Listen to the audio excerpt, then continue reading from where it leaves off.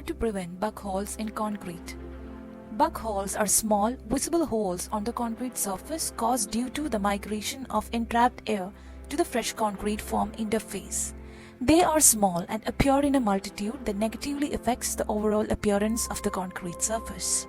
According to ACI 347-04, Guide to Formwork for Concrete, bug holes are surface voids in concrete defined as small regular or irregular cavities that usually do not exceed 15 mm in diameter.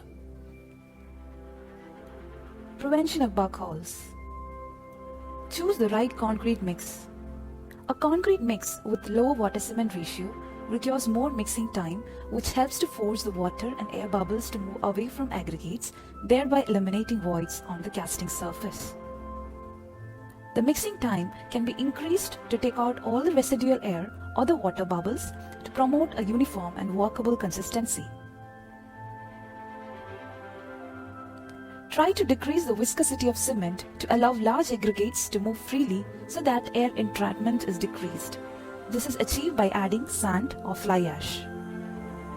A mix with high mortar content is more fluid that assists encapsulation of aggregates. So during the vibration, the aggregates are allowed to move freely and easily, thereby releasing the entrapped air. Choose the right aggregate for your concrete. The use of large aggregates permits the air to entrap under the irregular shapes of the aggregates. So try to use more uniform and well-graded aggregates. The use of small aggregates act as a roller system to help turning of the aggregates during vibration. So the use of small aggregates or in combination with large aggregates can help avoid voids. Choose the right release agent. Release agents act as a lubricant between the foam puck and concrete. Proper application would yield concrete free of surface voids. Overuse of release agents create a pool on the lower extremities that prevent the filling of concrete on those areas. When the casting is removed, these pool areas are seen as voids. More vibration promotes more release agent to go to the extremities to form pools. The voids caused due to too much release agent appear as small spherical voids of size about 0.31 centimeters. So always apply the release agent in thin films in order to avoid excessive amount of release agent within the formwork. Choose the right foam material. The foam or the mold surface must be smooth enough to decrease the surface tension between the foam and the concrete mix.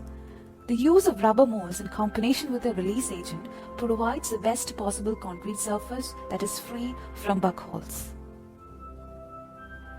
Use the right vibration techniques.